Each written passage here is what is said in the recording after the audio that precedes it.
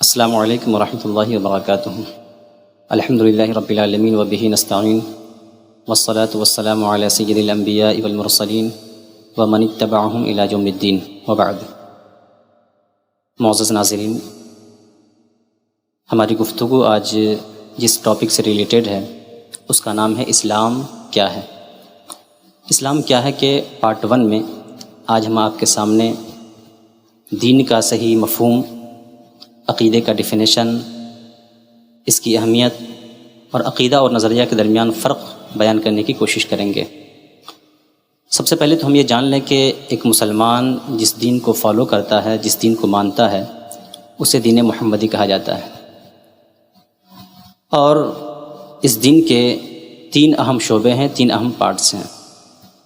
ایک کا نام ایمان ہے، دوسرے کا نام اسلام ہے اور تیسرے شعبے کا نام احسان ہے۔ تینوں ایک دوسرے کے ساتھ جڑے ہوئے ہیں، تینوں ایک دوسرے کے لیے لازم و ملزوم ہیں، ایک دوسرے کے ساتھ کنیکٹیڈ ہیں۔ تینوں کا مجموعہ دین کہلاتا ہے۔ ایمان کے لیے اسلام ضروری ہے اور ایمان و اسلام دونوں کے لیے احسان ضروری ہے۔ جب یہ تینوں چیزیں کسی انسان کے اندر پالی جاتی ہے تو وہ انسان ایک سچا پکا مسلمان کہلاتا ہے۔ ایمان کا مطلب کیا ہے؟ دیکھیں، ایمان وہ بنیاد ہے جس پر مسلمانوں کے عقیدے کا محل تعمیر کیا جاتا ہے، اور اسلام سے مسلمانوں کا ظاہر، اس کا آؤٹ ورڈ اور اس کا عمل درست ہوتا ہے۔ لیکن احسان ہے، احسان سے مسلمان کا باطن، اس کا انورڈ اور اس کا حال سنورتا ہے۔ جب یہ تینوں چیزیں ایک کامل مسلمان، جب یہ تینوں چیزیں کسی انسان کے اندر پالی جاتی ہیں تو انسان ایک کامل مسلمان کہلاتا ہے۔ لیکن اسلام میں داخل ہونے کے لیے، اونلی مسلمان ہونے کے لیے 3 بنیادی شرطیں ہیں۔ یہ تینوں بنیادی شرطیں اگر کسی انسان کے اندر پالی جاتی ہیں تو وہ مسلمان کہلاتا ہے۔ ٹھیک ہے، وہ بنیادی چیزیں کیا ہیں؟ پہلی چیز توحید، اور دوسری چیز ہے رسالت، اور تیسری ہے آخرت۔ توحید کا مطلب کیا ہے؟ توحید کا مطلب یہ ہے کہ آپ اللہ کو ایک جانیں، اس کے تمام صفات کے ساتھ، جیسے کہ اللہ کو ایک ماننا اور اس بات کا یقین رکھنا کہ اللہ ہر عیب سے پاک ہے، نہ اس کی کوئی اولاد ہے اور نہ وہ کسی کی اولاد ہے، اس کی طرح کوئی نہیں ہے، اور وہ ہر عیب سے پاک و صاف ہے۔ یہ ہے توحید۔ اور رسالت کا مطلب یہ ہوتا ہے کہ اللہ رب العزت نے جو اپنے پیغامات، اپنے احکامات جن بندوں کے ذریعے اپنی مخلوق تک پہنچایا ہے، ان بندوں کو پیغمبر کہا جاتا ہے۔ تو جو پیغمبر ہیں، جو میسنجر آف گاڈس ہیں، میسنجر آف اللہ ہیں، ان کی باتوں کو ماننا اور ان پر ایمان رکھنا، یہ رسالت ہے۔ اور بالخصوص مسلمان کے لیے جو آخری پیغمبر حضرت محمد مصطفیٰ صلی اللہ تعالیٰ علیہ وسلم ہیں، ان پر اعتقاد رکھنا، ان کی ہر بات کو دل سے تسلیم کر لینا، یہ رسالت ہے۔ اور آخرت کا مطلب یہ ہوتا ہے کہ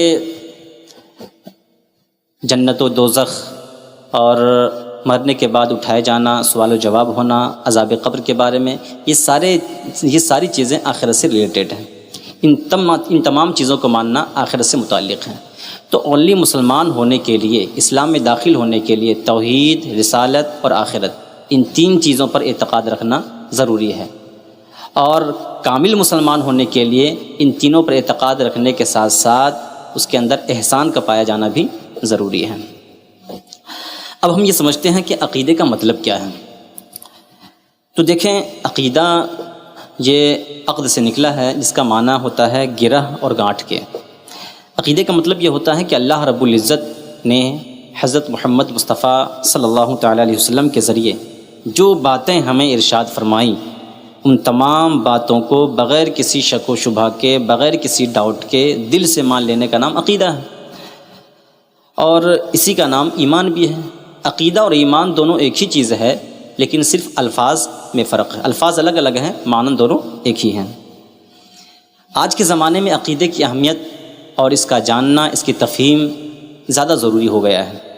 آپ دیکھ لیں کہ اس وقت سچویشن یہ ہے کہ ایک ہی ملک کے ایک ہی شہر میں کے لوگ 20 جماعتوں، فرقوں اور گروہوں میں بٹے ہوئے ہیں۔ کوئی بلند آواز سے آمین کہنے والے کو مسجد سے نکال دیتا ہے، تو کوئی نعرے رسالت پر کفر کے فتوے لگا دیتا ہے، تو کوئی صحابہ اور اہل بیت کے نام پر امت کو تقسیم کر رہا ہے۔ اس لیے آج کے زمانے میں عقیدے کا صحیح ڈیفینیشن کیا ہے، عقیدے کا صحیح مفہوم کیا ہے اور دین کی صحیح تعبیر کیا ہے، اسے سمجھنا اور دوسروں تک سمجھانا زیادہ ناگزیر ہو گیا ہے، زیادہ ضروری ہو گیا ہے۔ لیکن اسی کے ساتھ ہمیں یہ بات ذہن میں رکھنا چاہیے کہ عقیدہ اور نظریہ ان دونوں کے درمیان فرق ہے۔ عقیدہ ہم جس مذہب کو مانتے ہیں، جس اسلام کو مانتے ہیں، جس اسلام کو فالو کرتے ہیں، یہ ہمارا عقیدہ ہے، یہ نظریہ نہیں ہے۔ دین اسلام ہمارا عقیدہ ہے، نظریہ نہیں ہے، یہ ہماری تھیوری نہیں ہے۔ نظریہ تو بدلتا رہتا ہے لیکن عقیدہ کبھی نہیں بدلتا۔ نظریات ہمیشہ تجربات کے نتیجے میں پیدا ہوتے ہیں، جبکہ دین تجربات کے نتیجے میں نہیں، یہ وحی الہی کے نتیجے میں رسول اللہ صلی اللہ تعالی وسلم کے توسل سے امت تک پہنچتا ہے۔ تو نظریات اور عقیدے کے درمیان فرق کو بھی ہمیں ملحوظ خاطر رکھنا چاہیے اور عقیدے کا صحیح ڈیفینیشن ہم خود بھی سمجھیں اور دوسروں تک بھی سمجھانے کی کوشش کریں۔ السلام علیکم ورحمۃ اللہ وبرکاتہ۔